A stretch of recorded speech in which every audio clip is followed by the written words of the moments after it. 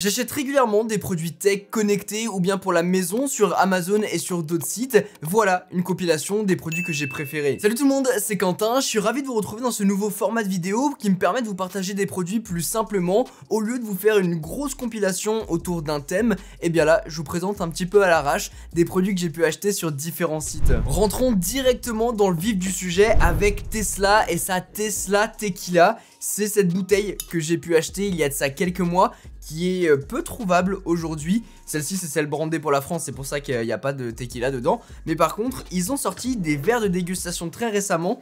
C'est ceux-là, ils sont eux aussi brandés Tesla. Et vous le voyez, on garde à peu près la même forme et surtout le même pied. Je trouve ça super sympa, je vous en ai fait un petit reel sur Instagram. Globalement, tous les produits un peu farfelus comme ça, je vous les présente et les unbox un peu sur Instagram. Je trouve ça marrant. Je trouve que c'est des beaux objets de décoration. Maintenant, ça coûte hyper cher, 70 € pour ce petit truc. Ça, je sais même pas, ça coûte combien, 250 environ, un truc comme ça, mais c'est plus dispo. Bref, faut le retrouver. Mais bref, c'est sympa pour de la déco. Maintenant, c'est assez onéreux quoi. Et en plus de ces produits dérivés, Tesla vient d'annoncer la Gigabeer, une bière en hommage au Gigafactory de Berlin qui vient d'ouvrir ses portes. Donc voilà, Tesla vient de commercialiser une bière. Tout est normal.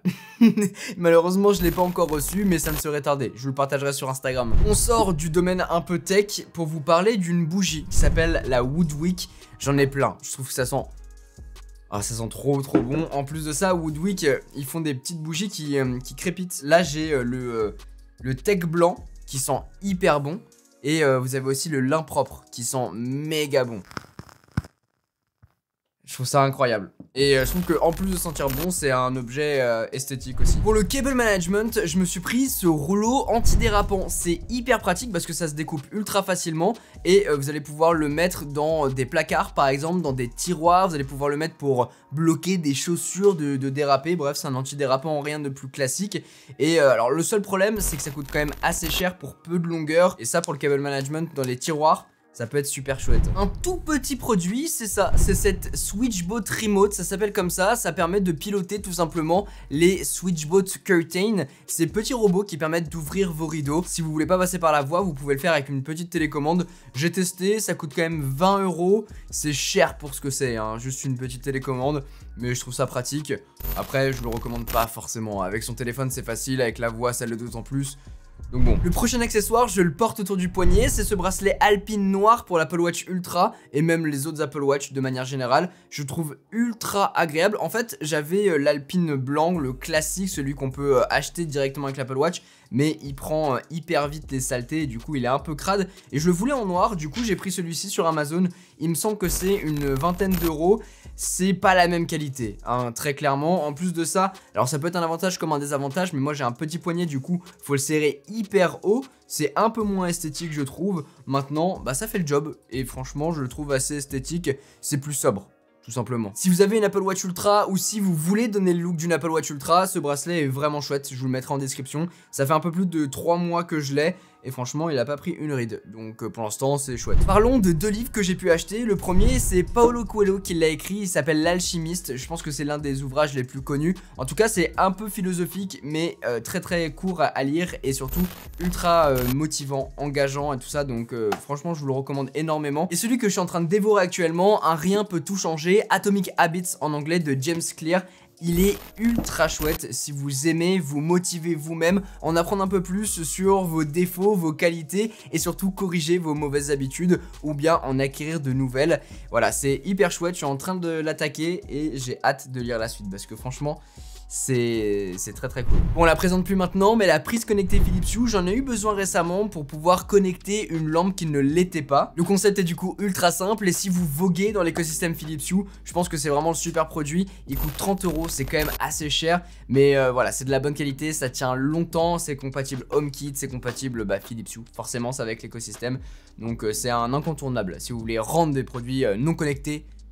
Un produit que j'avais la flemme d'apporter ici parce qu'il est branché, configuré, etc. J'ai pas envie d'y toucher, c'est un onduleur, ça ressemble à ça. En gros, si vous avez une coupure de courant, ça prend le relais pendant un certain temps, le temps d'épuiser la batterie qui est à l'intérieur. Donc ça vous laisse le temps à vous de soit faire vos dernières sauvegardes, d'éteindre votre PC tranquillement et sereinement.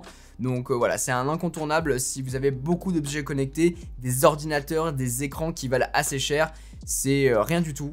C'est 250 €, mais par rapport à l'investissement que vous mettez dans un PC, donc protégez-le comme ça. On en a jamais assez, du coup bah, j'en ai acheté un récemment, le Lassie Rugged 5 Tera, c'est la version que j'ai ici avec de l'USB-C sur le dessous. C'est un disque dur pour pouvoir mettre des fichiers dessus. Vu que les vidéos pèsent un âne mort, et bah il m'en faut de plus en plus.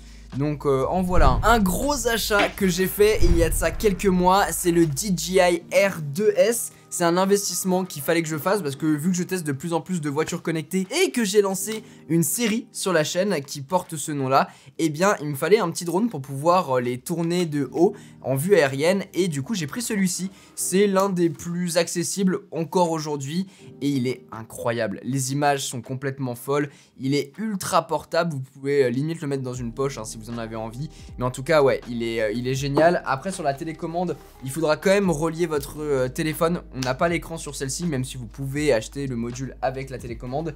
J'avais pris le pack Flymore avec 2 batteries supplémentaires, on a les câbles, on a même des filtres ND directement à l'intérieur du package. Donc franchement, le pack est incroyable et pour 1200 €, vous avez un kit mais juste bluffant avec une qualité, je vous le disais, qui est incroyable. Il suffit de regarder mes vidéos, vous kiffez quoi.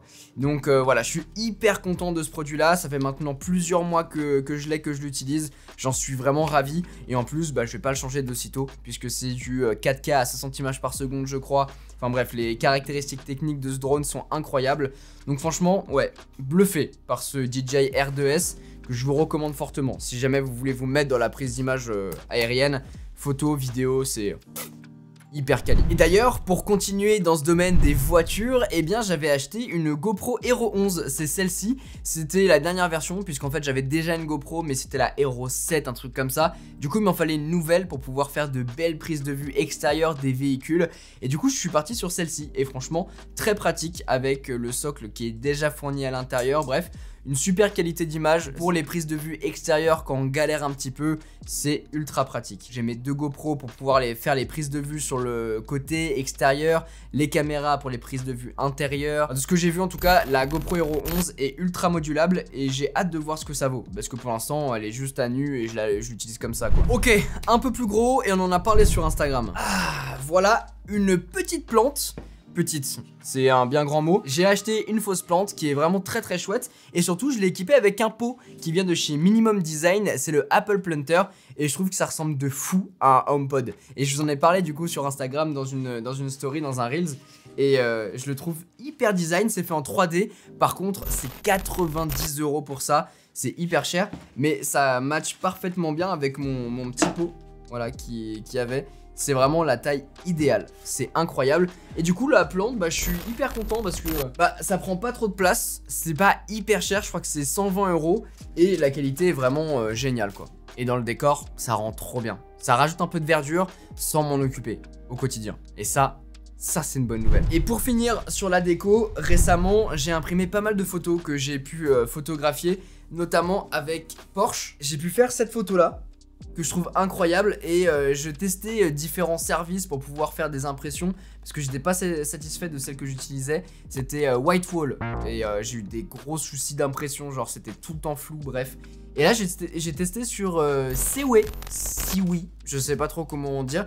Et franchement le piqué de l'image est incroyable. Les photos sont retouchées du coup sur mon iPad Pro. Si vous avez vu ma dernière vidéo, vous le savez. Et ensuite, éditer et exporter soit sur Photoshop pour pouvoir finaliser les petits trucs. Celle-ci, je crois, oui, surtout pour le logo. Donc franchement, la qualité est top. Et le cadre vient de chez BGA Store, il me semble. Et ça aussi, cadre hyper premium de super bonne qualité. Bref, j'achète globalement tous mes cadres là-bas ou chez Poster Store, il me semble. Tout ce qu'il y a dans le studio, en tout cas, c'est ça. Et franchement, l'impression est cool. Les cadres sont hyper beaux et je me suis fait kiffer en imprimant différentes photos de différents projets. Voilà, globalement pour mes derniers achats, je suis très content de ce que j'ai pu acheter ces derniers temps. Beaucoup de déco, vous l'avez vu, puisque bah, le studio est encore en construction, donc à chaque fois j'ajuste, on enrichit au fur et à mesure, puisque bah, on trouve pas ça du jour au lendemain. Donc je préfère prendre mon temps et acheter des produits de bonne qualité, quitte à les renvoyer si jamais ça me plaît pas. J'espère donc que ce nouveau format vous plaît. Si jamais c'est le cas, n'hésitez pas à mettre un gros pouce bleu, à vous abonner et à activer la cloche si ce n'est pas encore fait. Et si vous découvrez la chaîne avec cette vidéo là, n'hésitez pas à me laisser un petit commentaire, je vous le disais en début de vidéo, pour me dire ce que vous préférez ou non dans ces vidéos pour que je puisse ajuster. Et si jamais vous voulez un deuxième épisode, bah, n'hésitez pas à vous manifester. Sur ce, c'était Quentin, passez tous une très bonne journée. Tchou!